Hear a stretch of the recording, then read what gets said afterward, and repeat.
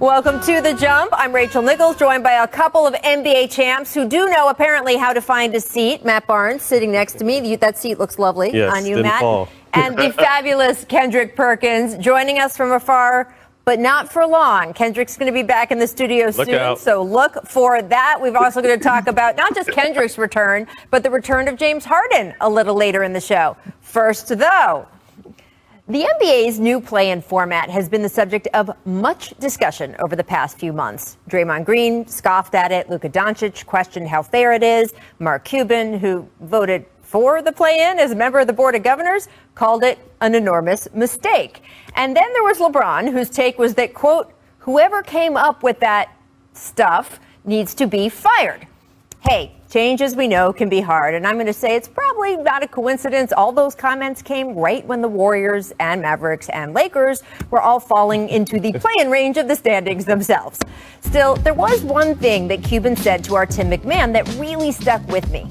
Cuban complained that, quote, rather than being able to rest players as the standings become clearer, teams have to approach every game as a playoff game to either get into or stay into the top six. Yes, Mark, they do. And as we've seen over the past couple days, that is the feature, not the bug. Teams like the Wizards, who in the old format would have been tanking by now, are instead scrapping, meaning we're getting fireworks nightly from Russell Westbrook and, when he's healthy, Bradley Beal.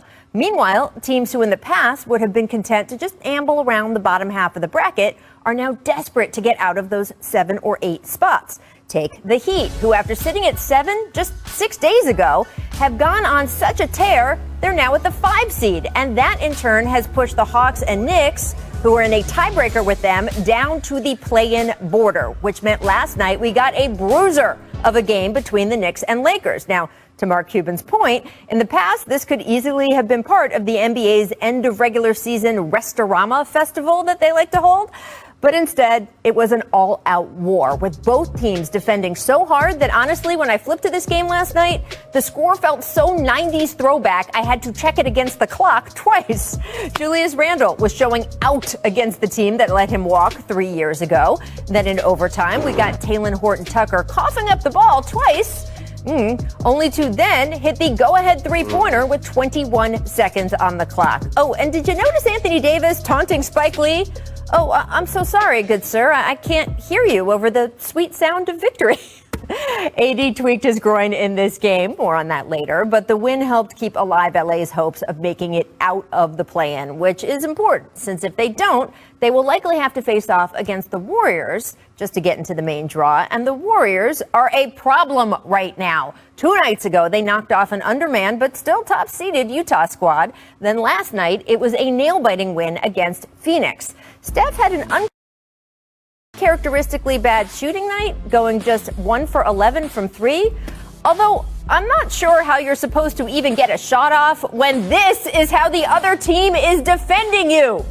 I mean, there are 4 guys there on him. Still, the Warriors got it done, looking so scrappy. They brought comparisons to Golden State's 2007 We Believe team, a notion that Draymond then immediately shot down.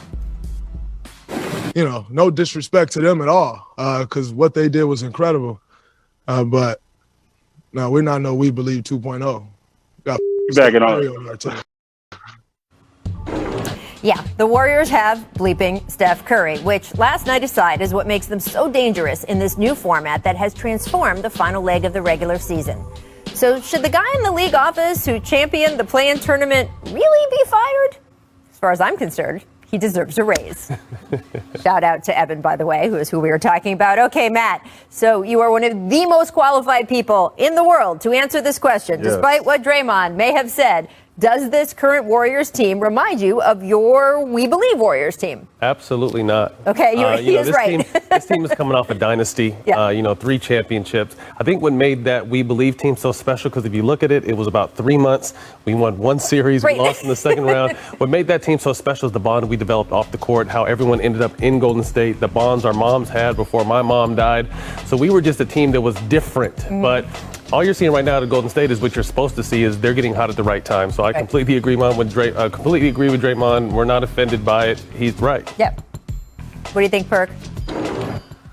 Well, look. I I actually like it. And I'm not talking about the overall dynasty, man. I'm talking about same position, right? The same position. Y'all were 8 seed that went up against the number 1 seed and beat Dallas that year, right? This is the same position. The Golden State Warriors are probably going to be the 8 seed, and they're going to go against the top seed.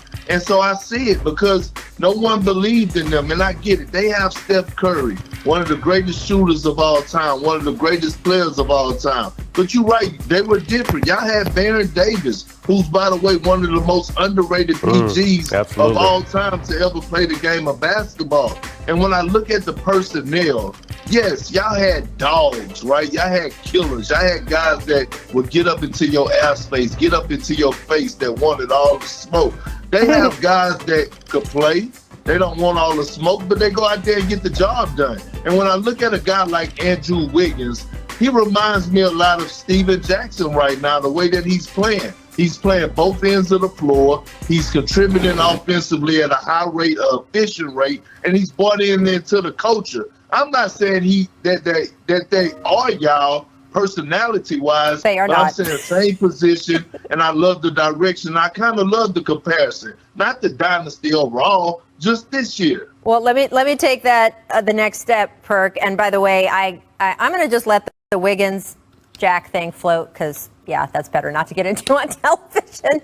But I will say this. If you look at them being potentially the 8th seed against a number 1 seed, which is Utah right now, the Jazz just announced that Donovan Mitchell will not be playing the rest of the regular season. He is going to debut back from that injury in the first round, so he will be just getting his legs back under him.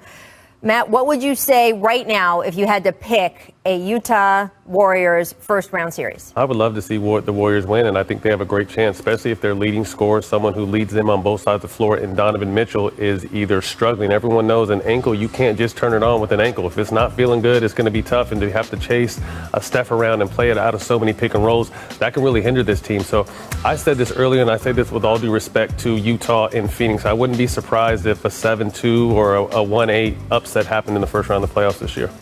Who you pick, Perk? Well, first, Rachel, let me go back to your point real quick. I would never disrespect my big brother stacking. No. Let me clear that up. Okay, you got that part, right? They 2 different people. They're pretty different. But I will say this. I want you and Matt to go back into the bubble with me last year, right? And you remember what Jamal Murray did to the Utah Jazz get through that series? Are y'all telling me that Steph Curry can't do the same thing? He can. Absolutely. And then also, you're looking at 2 former Defensive Player of the Years going at it. Rudy Gobert and Draymond Green. Draymond Green is so awesome at anchoring the defense and calling out sets and putting guys in position to be successful. But you look at guys like Poole. You look like guys like Looney, who's been there before. And if the Utah Jazz are not healthy, Donovan Mitchell, Mike Conley coming off an injury, hey, anything the Golden State Warriors got a fair shot. Absolutely. Well, look, Draymond Green said the other night he thinks he's Defensive Player of the Year. Rudy Gobert has said he thinks he's Defensive Player of the Year. I believe Drew Holiday just told Yahoo he thinks he's Defensive Player of the Year. I know that we've heard Joel Embiid say that he thinks he's Defensive Player of the Year and MVP. The only one who I can never get to stump for himself, Nikola Jokic, is always so humble. He's like, I'll let other people talk about MVP. Other players, though, they have some thoughts about where they go, and Draymond's certainly one of them. All right, let's take a look at today's magic moment brought to you by Walt Disney World Resort. Anthony Davis battling through a groin issue to score 20 points, playing a tough 43 minutes in the Lakers' OT win over the Knicks. Now, after last night's game, AD spoke about his health and status for tonight's game against the Rockets. Take a listen to this. I'm hurt. Not more so my body, just, my groin got tight.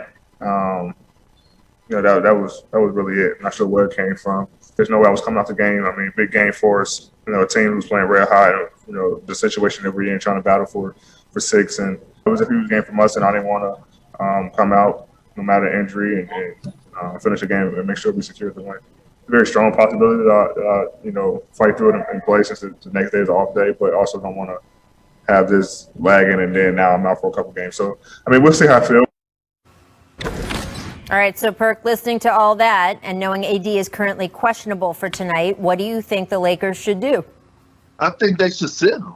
I mean, look, they're playing the Houston Rockets, and it's no disrespect to Coach Silas and Coach John Lucas, but they suck. They're not good. Even without Anthony Davis and LeBron James, this Laker team should be able to beat them. So they rest Anthony Davis, LeBron James come back tonight, and they still win in good fashion, and then he move on to the next game. But how Anthony Davis played last night, the minutes, the impact on his body, the workload, I wouldn't play him because it could possibly have a chance of risking another injury. So I would sit. Real quick before I give my point, Perk, congratulations on your extension to get in the bag. And you're talking like you got the bag right now. I was going to say, we get Perk unfiltered today. I love it. The way you're talking like you just got the bag. So congratulations, and I feel you. But absolutely, they need to rest AD. You much rather have AD rest now. He already said he feels like he's back. His rhythm is back, which is most important. But you much rather rest him for rest than have to rest him to recover for an injury. So those groins are really tricky. He also got kneed in the quad late in that game, right above the knee. So AD's health is the most, outside of LeBron's health, just as important for them to make any run in the playoffs this year. So I would definitely rest him tonight and have him ready for the playoffs. And the hope is that LeBron can play tonight, right? The goal for him was trying to get back into the lineup this evening. And look, the Lakers need every game they can get with a semblance of their full lineup, which, by the way, they wouldn't even have tonight either way. Dennis Schroeder, one of their starters, is still out. But just getting guys to understand what it's like to play with LeBron and AD together, since they've had new acquisitions and that chemistry is so important, you want him to play in a game tonight. But I do agree with both of you guys. It's not worth the risk of further injury. If he is out in the first round, I mean, I don't see how the Lakers advance past that with LeBron, who is still working his way back. No Anthony Davis. So I think you got to protect that at all costs. I think the Lakers have to realize that opposing teams are going to test both LeBron and AD when they're out there, try to make Anthony Davis change directions. Probably not a coincidence. Maybe he got a little knock in, what did you say, the calf area, right? That no, he got I thought he got kneed above his knee. In the, right in the quad, right? Yeah, in his quad, so I think they got to expect that all the time and take the precautions against it. We'll have to see what they decide later this evening. All right.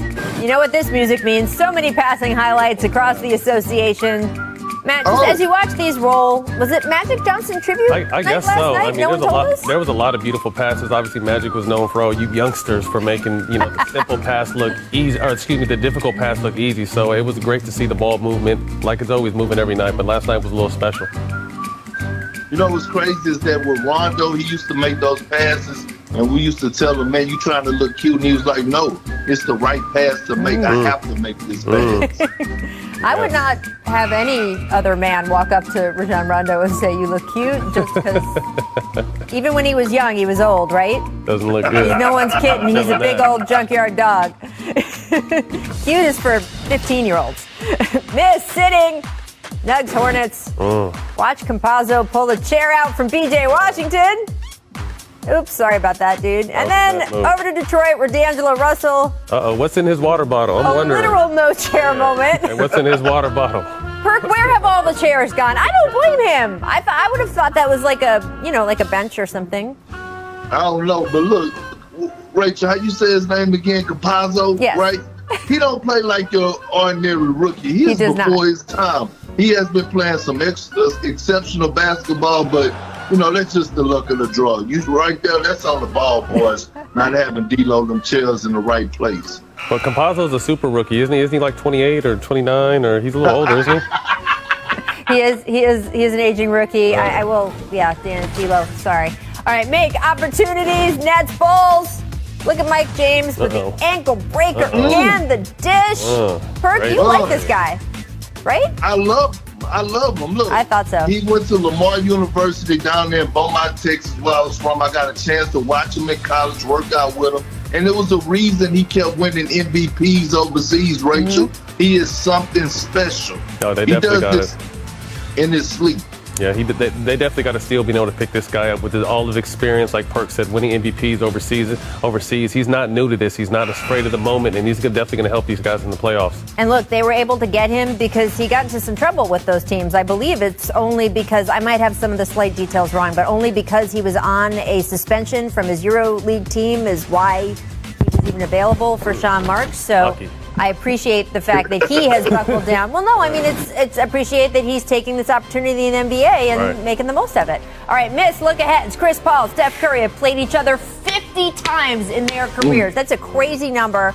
Steph holds the edge, 28-22. Of course, he's had some pretty good friends to bring with him to those battles. Matt, is this one of the more underrated matchups in the league? Absolutely. I've been front row seats for these early battles when the Warriors are just becoming who they are as far as a dynasty, and Lob City was kind of there and then kind of faded out. But those guys used to battle every single night, and this is a very underestimated rival. They both dropped each other. They both talk trash back and forth. It's always a beautiful thing to watch. Two completely different types of players, too, but still two of the top 5 point guards in the history of the game.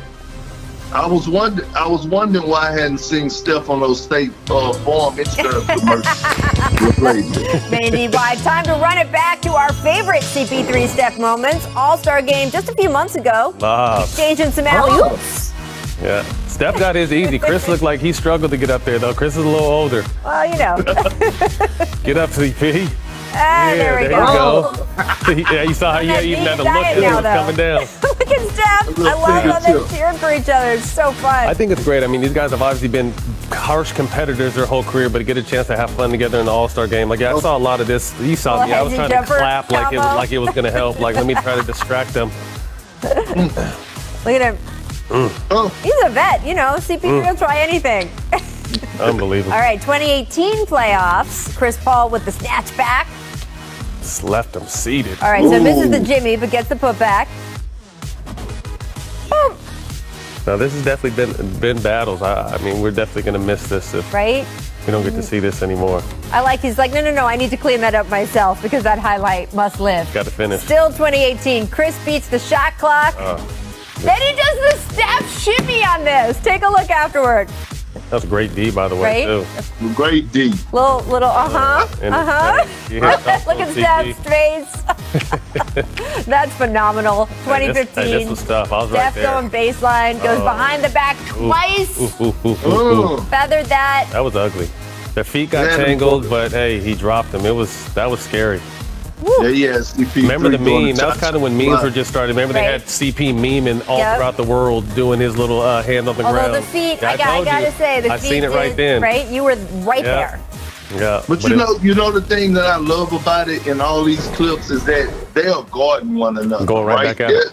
They're not running from the matchup. They're guarding one another, and there's something about the point guards in general around the league because you have this matchup. And then you have Russ and Dame Dollar who loves to go at it. So right now the point guards are actually showing that tenacity, that dog in them. The respect level. Yeah, for sure. And the respect level, too, between Steph and CP3. You saw it in those clips. Even at the most sort of big moments where the other guy is jamming something in their face, smile, laugh, got to show some respect. So I love that, too. All right, here's what the Jump recommends for today. Our own Mark packs his performance on the court. Can you share a little bit of that conversation? Yeah, I asked him about all the 3 superstars going in the Hall of Fame, Duncan, Garnett, and Kobe, and he loved all 3 of them, but especially has been inspired by Kobe, his Mamba mentality, how hard he plays every game, and his will to win, as we saw from Jimmy, certainly in the bubble. Yeah, I mean, look, Matt, you're someone who is so close with Kobe. Do you see any resemblance there? Oh, definitely. I mean, Jimmy's someone who leaves it out there on the court every single night. That team goes as Jimmy goes. And Russell Westbrook is also someone who else comes into mind when you talk about that. And obviously, these are big shoes to fill. But, Russ is someone out there every single night, both ends of the floor, along with Jimmy. And I think some similarities that people might not think of is all 3 of those guys we're speaking of, even Kobe, were a little bit misunderstood. Superstars that people don't really understand. So sometimes instead of showing love, they show hate. So I definitely think there's a lot of similarities between those guys. I agree.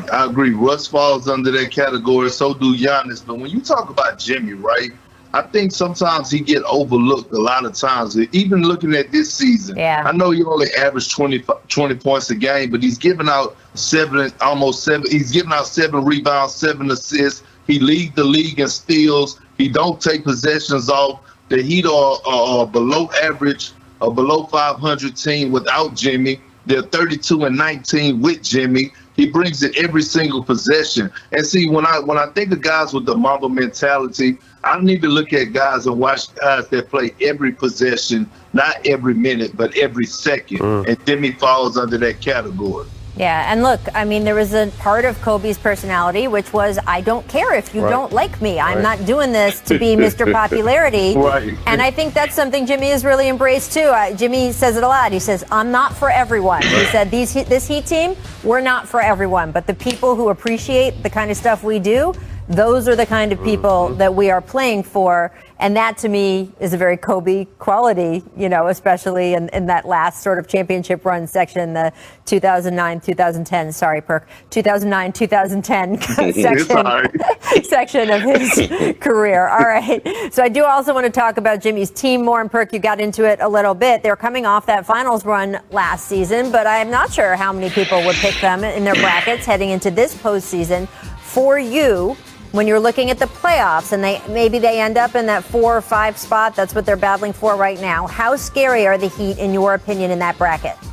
You know what? They are really scary, Rachel. And after watching them the last 2 games against the Celtics, they want all the smoke. And they're playing exceptional basketball. Tyler Hero is being the Tyler Hero from the bubble. Duncan Robinson is shooting the lights out. Trevor Ariza is finally finding his stride and his niche in the offense. And we all know what Bam and Jimmy is going to bring to the table. But the 2 unsung heroes that don't get enough credit on that team is Kendrick Nunn and Goran Dragic. And then you have a coach in Eric Spoelstra, who I strongly believe is the best coach in today's game when you talk about X's and O's and mixing it up on the defensive end. The Miami Heat are scary, and you know what I call them goons from Dade County. I think for some of the younger players on that Heat team, there was a final hangover. So for some of the younger players, first time experience, they got all kinds of fame, and I'm sure the summer was a lot different. And I think it took a little while for that to wear off on the younger players. Jimmy was in and out with injury, COVID. But we've always said, this team goes as Jimmy goes. I think Trevor Ariza was a huge pickup. He's been playing great basketball. And as Perk pointed out, they're 2 guards that kind of go unsung. You still got Andre Iguodala over there. They showed you what happens when you get hot at the right time last year. They made a run to the finals. So this team is definitely getting their footing at the right time, playing their best basketball. Bam is definitely in the conversation for Defensive Player of the Year, and if he doesn't get in that conversation, he's definitely going to win some before his career is over. So this team has all the pieces, and as we know, you get hot at the right time, you can make a run. So be on the lookout for the Heat. Yep. Rachel, I think they're a nightmare on South Beach scary. This is the same team, Rachel. We were in the bubble. Yep. They're the 5th seed now, right? They were the 5th seed in the bubble. Yep. They beat the Pacers, who are a higher seed, 4-0 in the first round. They beat the Bucks, who a lot of people thought could win it, in the second round, 4-1. Then they end up beating the Celtics, and next thing you know, they're in the finals. And if it wasn't for some injuries, I mean, who knows what happened? But they pushed it to 6 games. Right. So I mean, this is a team, man, that is really. I don't want to use the word war mentality, but they together.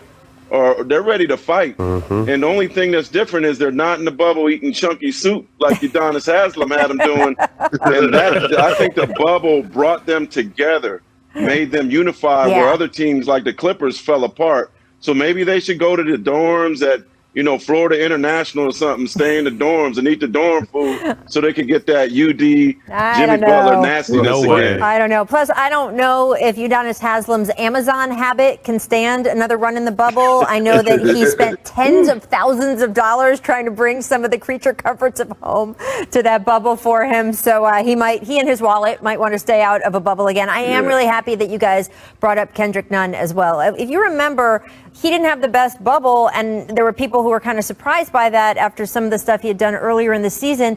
He had COVID, and he felt effects from having COVID for a long time. And that is something, as we've seen with Jason Tatum, with Evan Fournier, don't Google, that this can last for a while and can affect guys' play. So I'm excited for Kendrick Nunn to get a better shot at a playoff run where he's feeling completely healthy. All right, guys, Mark's going to stay with us. Coming up, we're going to Before you go, let's talk about it. Go ahead, throw your bid out there for Defensive Player of the Year. Why should you, Bam, get Defensive Player of the Year? I do everything on defense, and I'm going to walk out on that one. Bam throwing his hat into the ring for DPOY. Perk, do you buy him as a finalist? Top 3? I do buy him as a finalist, but I think Ben Simmons should win Defensive Player of the Year this year. That's my pick. I completely agree. He's kind of built in that Draymond Green kind of undersized big man that can guard everybody on the court. So even I don't think he'll win it this year, but he'll definitely have a few under his belt before he's done. I think Bam is the most versatile defender in the league, especially for a big